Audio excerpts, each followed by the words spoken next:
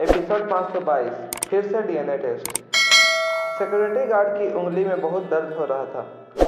जब उसने गौर से अपनी उंगलियों को देखा तो एलेक्जेंडर के दांतों के निशान उसकी पूरी उंगली पर बन चुके थे। एलेक्जेंडर ने जब उस सिक्योरिटी गार्ड को दर्द से मुंह बिगाड़ते हुए देखा तो एलेक्जेंडर ने बड़ी ही एरोगेंटली उस सिक्योरिटी गार्ड से कहा, आइंदा आइंदा से मेरे पास आओ तो मुझे बता दिया करो कि तुम मेरे साथ क्या करने वाले हो। जब तुमने उंगली मेरे मुंह के और बढ़ाया तो मुझे लगा कि तुम अपनी उंगलियां मुझे खिलाना चाहते हो। एलेक्जेंडर की बात सुनकर आसपास खड़े सारे सिक्योरिटी गार्ड एलेक्जेंडर की इस शैतानी हरकत को देखकर घबरा गए।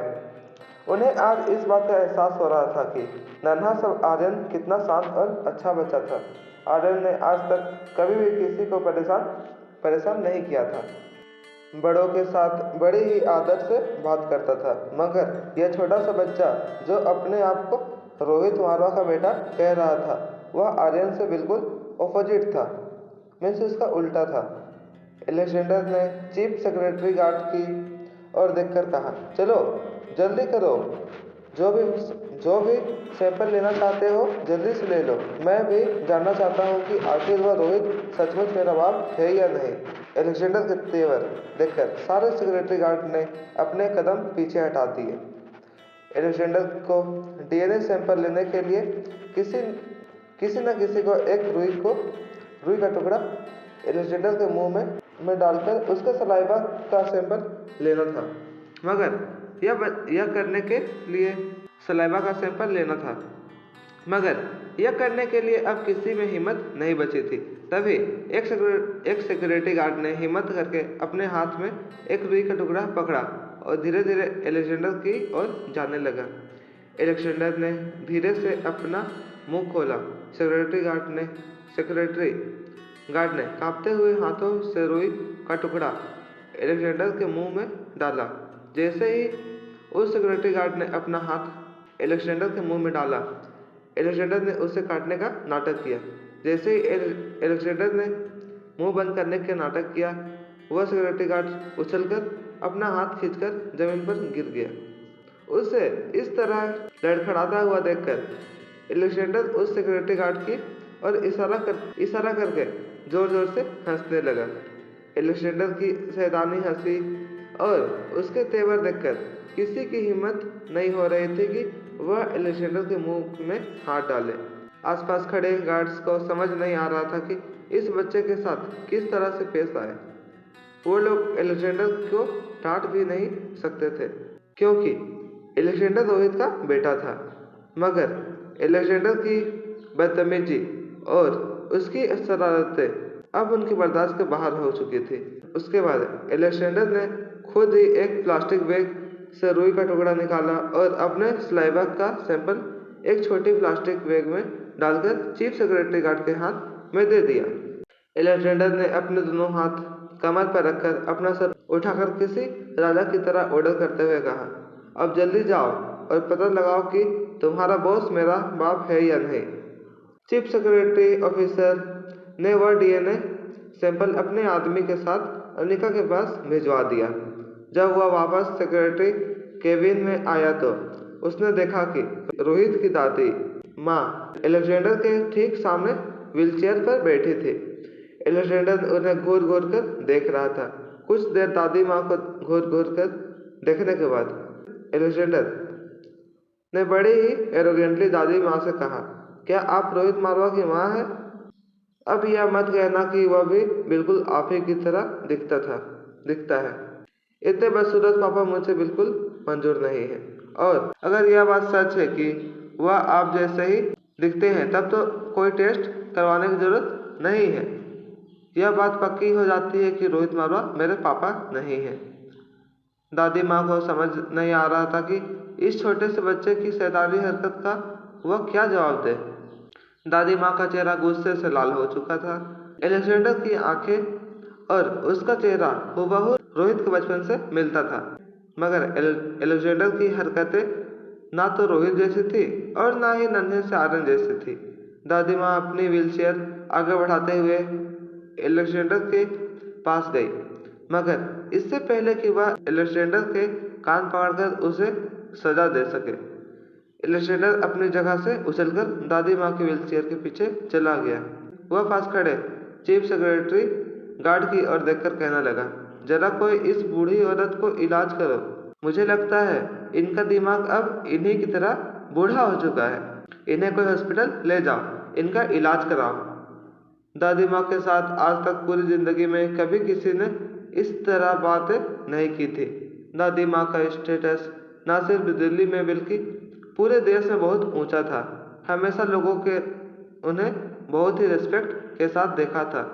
आज तक किसी की जरूरत नहीं हुई थी कि कोई भी आकर दादी माँ के आंखों में आंखें डालकर बात कर सके, मगर इस लड़के ने दादी माँ के पूरे जीवन का एक ही पल में समेटकर उनकी आंखों के सामने रख दिया।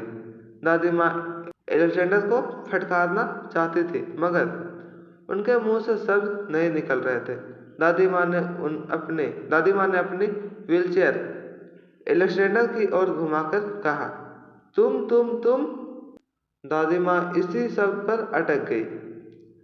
उन्हें समझ नहीं आ रहा था कि वह आगे किस तरह उस बच्चे को डांट लगाए, मगर दादी माँ की इस सिचुएशन को देखकर उस बच्चे ने फिर से अपने आसपास खड़े लोगों से कहा, अच्छा, अब समझा इस बूढ़ी दादी माँ की तकलीफ क्या है।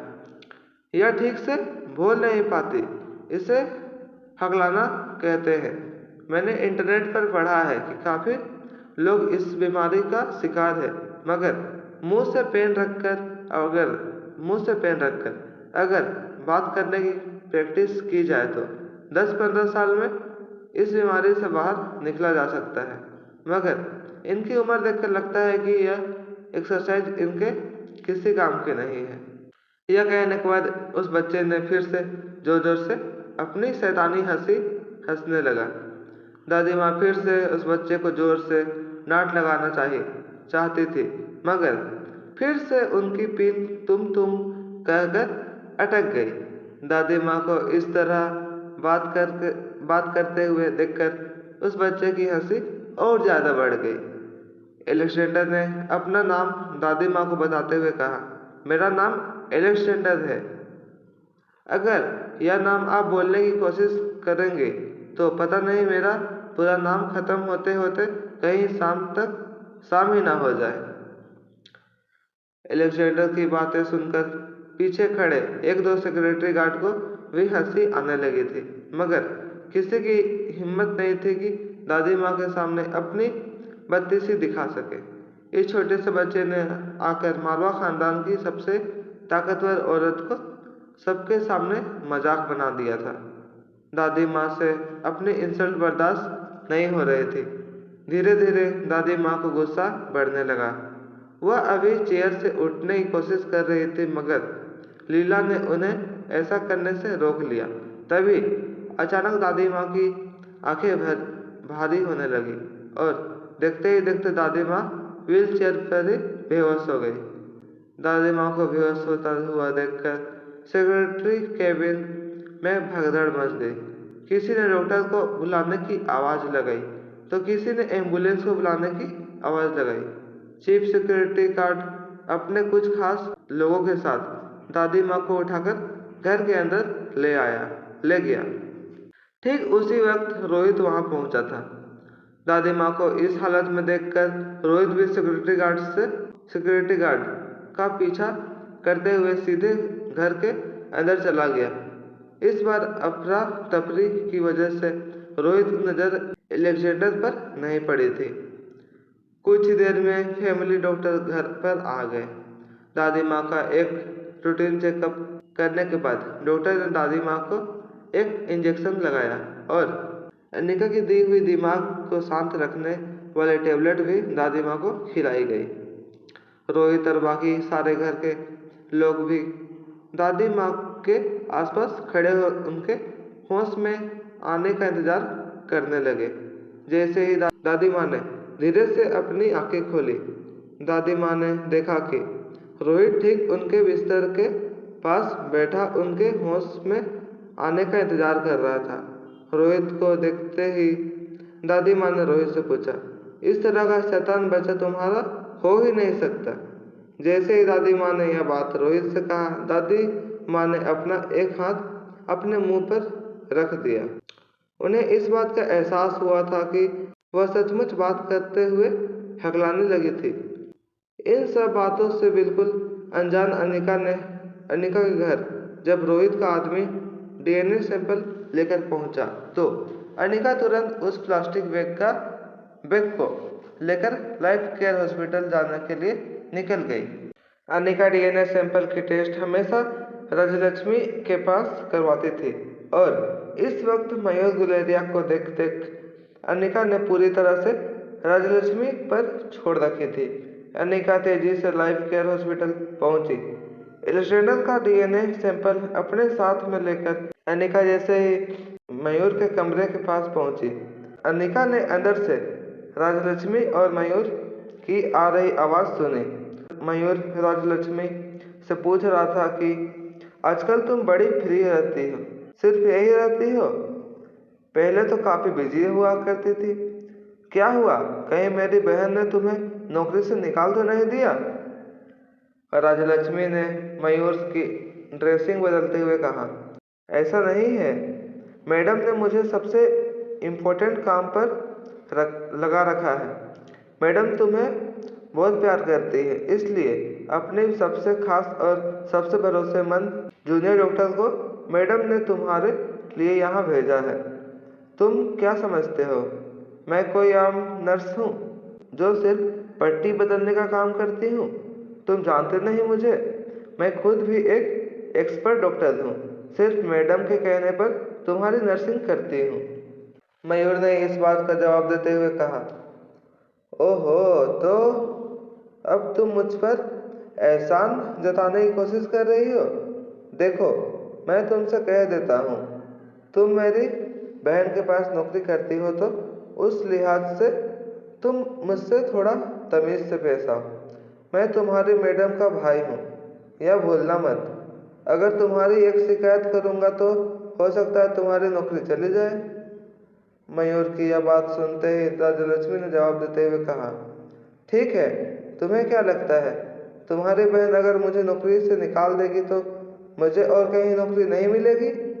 मुझे नौकरी देने वाले हजारों लोग हैं और वैसे भी बार बार डीएनए टेस्ट करके मैं एक डॉक्टर कम और पैथोलॉजिस्ट ज़्यादा हो गई हूँ।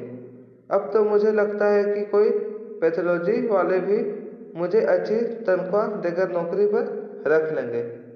सब तुम्हारे बहन की मेहरबानी है। जैसे ही राजलक्ष्मी के मुंह से यह बात निकली, अनिका जोर से दरवाज़ा खोलकर अंदर की ओर आ गई। अनिका को कमरे में देखकर राजलक्ष्मी हड़बड़ा कर अपनी जगह से उठ गई और अनिका से पूछने लगी, मैडम, आपने कहीं हम लोगों के बीच चल रही बात सुनी तो नहीं?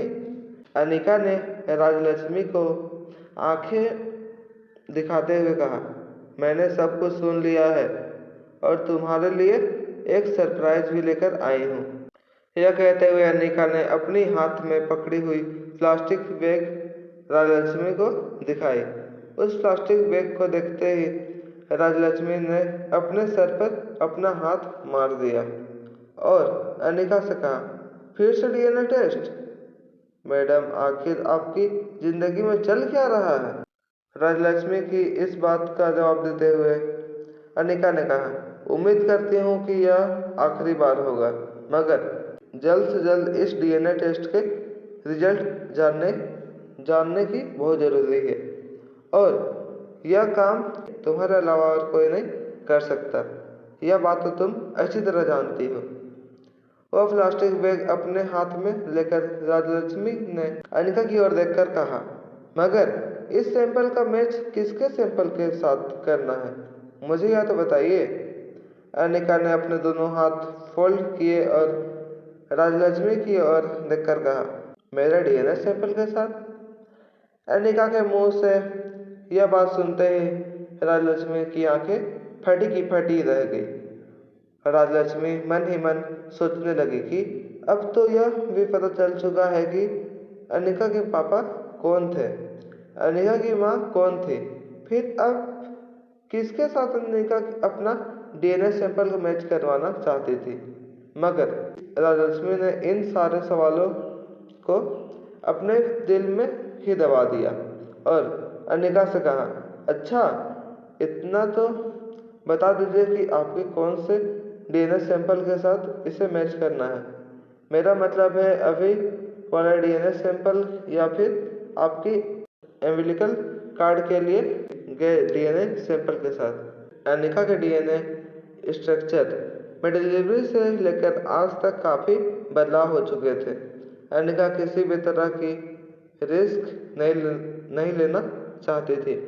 अनिका ने जवाब देते हुए कहा, दोनों के साथ मैच करके देखो। यह बात सुनते ही राजलक्ष्मी के चेहरे का रंग उड़ गया। वह समझ चुकी थी अनिका प्लास्टिक बैग में जो डीएनए सैंपल लेकर आई थी, हो सकता था वह अनिका के तीसरे बच्चे का डीएनए सैंपल था। तो इसके आगे हुआ क्या? नेक्स्ट एपिसोड देखने के लिए चैनल को सब्सक्राइब करें। Thanks for watching.